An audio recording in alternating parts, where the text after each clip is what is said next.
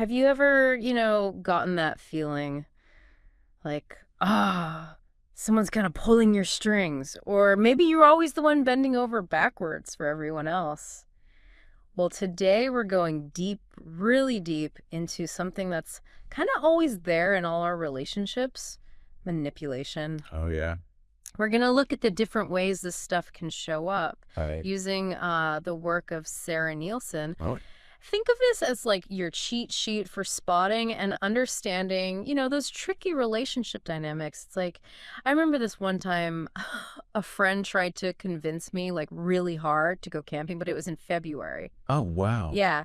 And they were all like, it'll build character. Right. I'm thinking more like build frostbite, but looking back, it kind of had that feeling of them trying to get their way without, really thinking about what I wanted.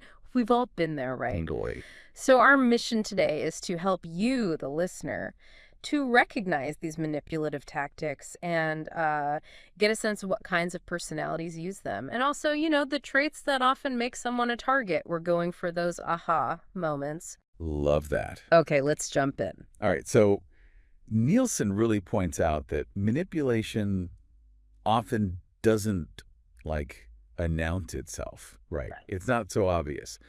One of the most, I guess you could say, sneaky approaches is something she calls the seduction trap. Okay, the seduction trap. Yeah. And this is where, someone might shower you with praise and charm. Like they're super flattering, Yeah. maybe really supportive at first. Oh, so it's like they're really nice.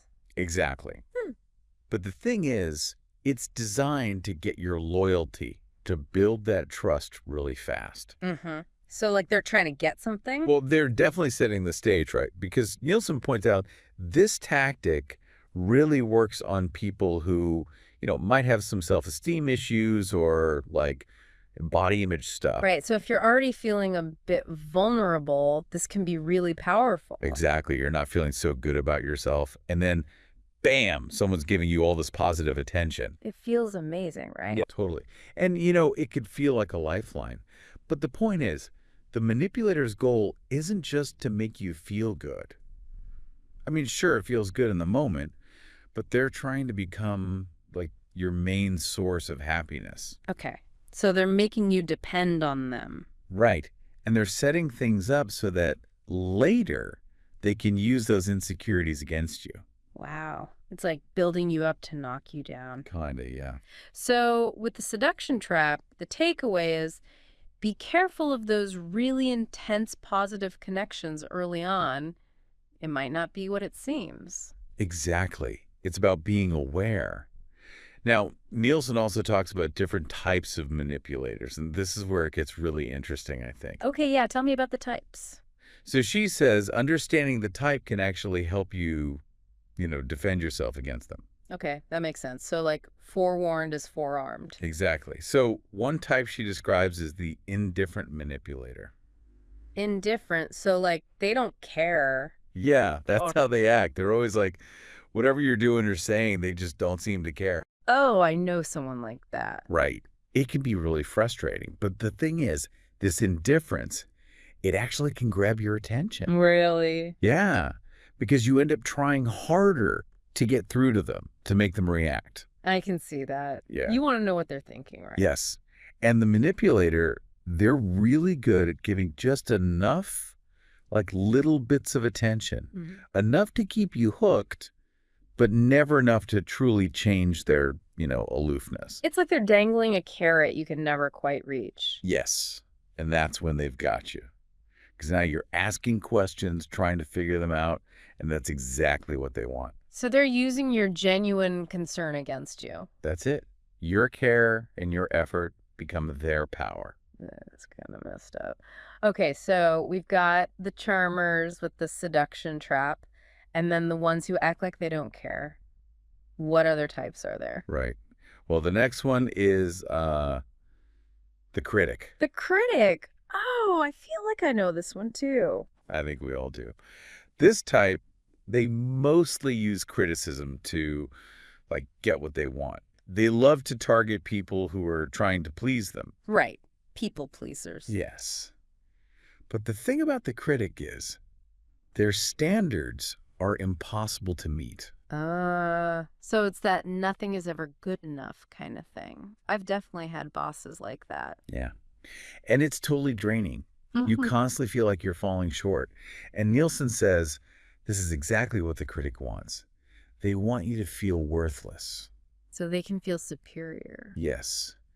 And what's really sad is that the victim, they often start changing themselves, trying to be more like the critic, hoping to get their approval. Yeah, you try to adapt to whatever they want. But it's a trap because you'll never be good enough. And they'll always find something else to criticize. Exactly.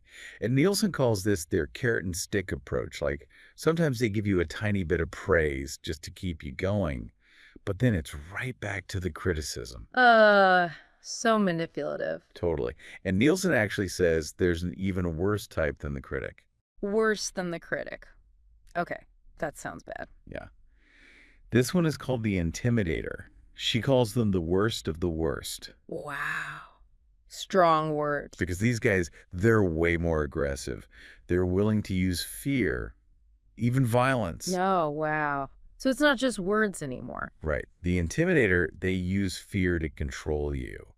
It's not so much about chipping away at your self-esteem like the critic, but more about making you afraid to disobey. That's scary. So they use fear to get what they want. Yeah, like if they tell you to do something, you do it because you're terrified of what will happen if you don't.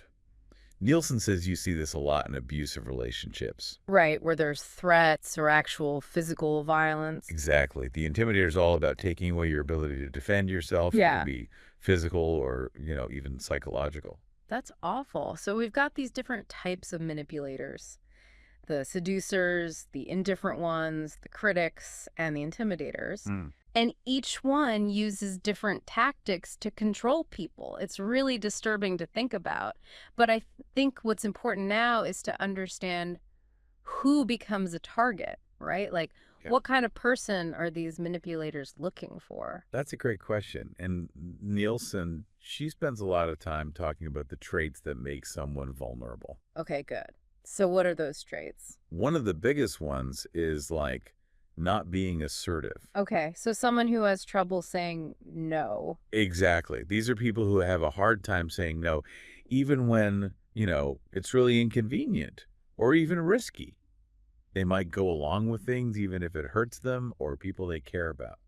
I can see how that would be like a magnet for a manipulator. Totally. It's like a green light for them to just keep pushing and pushing. And the person who's not assertive, they probably feel guilty if they do say no, right? Right. They feel like they're doing something wrong, which makes it Yeah. even harder to stand up for themselves. So sad. What else does Nielsen say about who manipulators target? Well, another big one is naivete.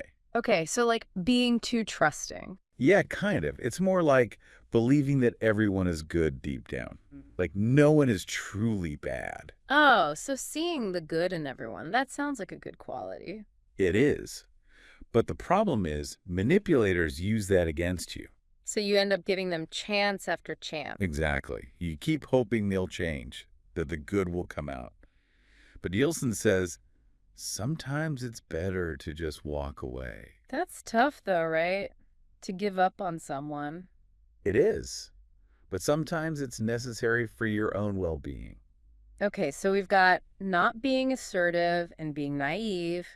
What else makes someone vulnerable to manipulation? Let's see.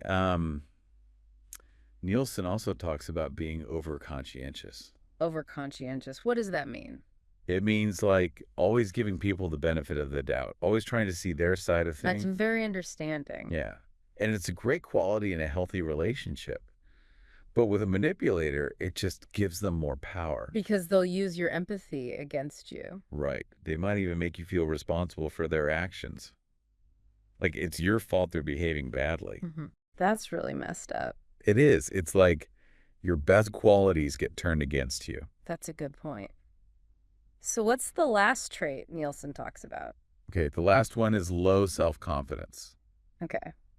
So not feeling good about yourself. Right. And always like being worried about what other people think. Oh, yeah. Yeah. I'm totally like that, you know? Like, if I wear the wrong thing or say something stupid, I obsess over it for days. Yeah, I get that. And those are the feelings that manipulators love to play on. Because you're already doubting yourself. Exactly. They can really use your insecurities to control you. So, just to recap, we've talked about the seduction trap, different types of manipulators, and the traits that make someone a target. Right. But Nielsen actually has an even more specific list of what she calls like red flags for emotional manipulators. Hmm. She says these are the things they really zero in on, almost like a checklist, which is kind of scary. It is. And I think it's important for us to go through them because it might help people recognize these patterns in their own lives.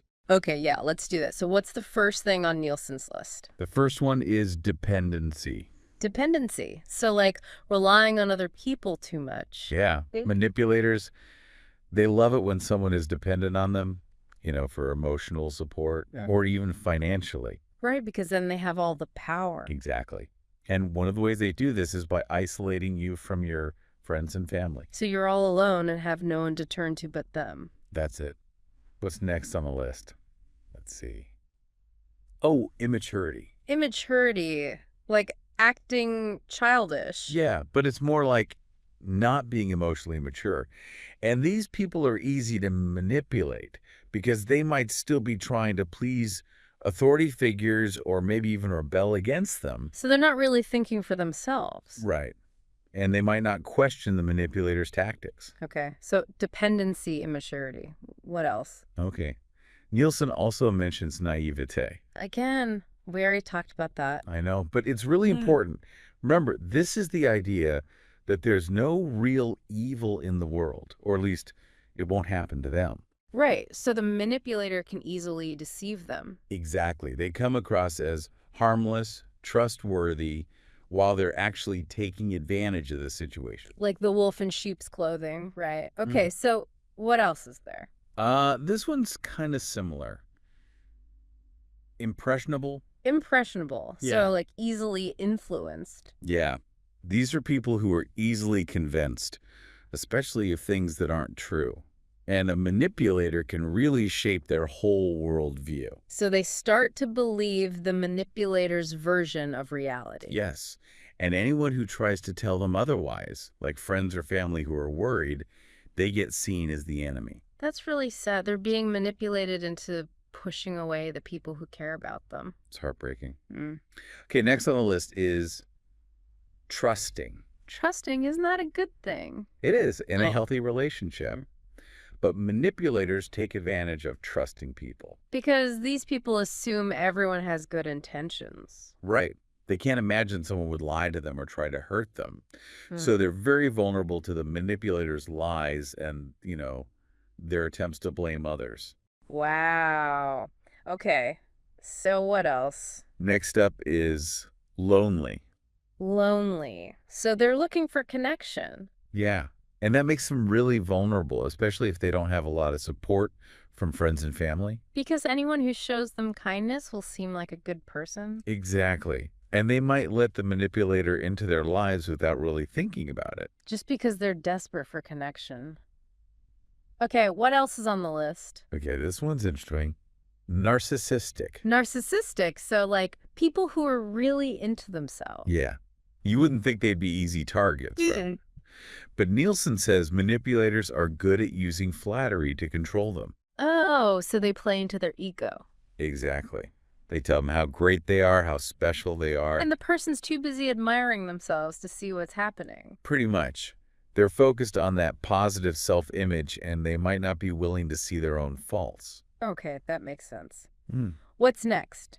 Impulsive. Impulsive. So people who act without thinking. Yeah. People who have trouble controlling their emotions. They might get angry easily or make quick decisions without thinking things through. And the manipulator can use that to their advantage. Totally.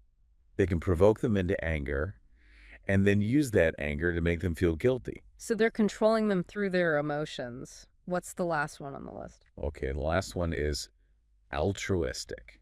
Altruistic. That sounds like a good thing. It is. It means being really honest, fair, and empathetic. But manipulators can twist that. How? Well, they're good at faking emotions, so they might act really hurt or angry even when they're not. Then the altruistic person will try to help them. Exactly. They'll bend over backwards to make things right because they just want to be kind and helpful. And the manipulator's taking advantage of that. Totally. They feed off that drama and use it to get what they want. So, as you can see, manipulation is a really complex issue. Yeah, it is. And it's not always easy to spot. No. But the good news is now you have a better understanding of the different tactics and the personality types involved. And you know what to look for in terms of the red flags. Exactly. So to everyone listening, take a moment to think about your own relationships. Have you ever encountered any of these dynamics? Remember, understanding these patterns isn't about becoming suspicious of everyone. It's about being informed and empowered. Right. It's about recognizing those red flags and setting healthy boundaries. And sometimes it might even mean walking away from a relationship that isn't good for you. It's not easy, but it can be so important for your own well-being. Absolutely. Well, that's all the time we have for today's deep dive. We hope you found this information helpful and insightful. Remember, knowledge is power. And the more you understand about manipulation, the better equipped you'll be to navigate these challenges and build healthy, authentic relationships. Thanks for listening.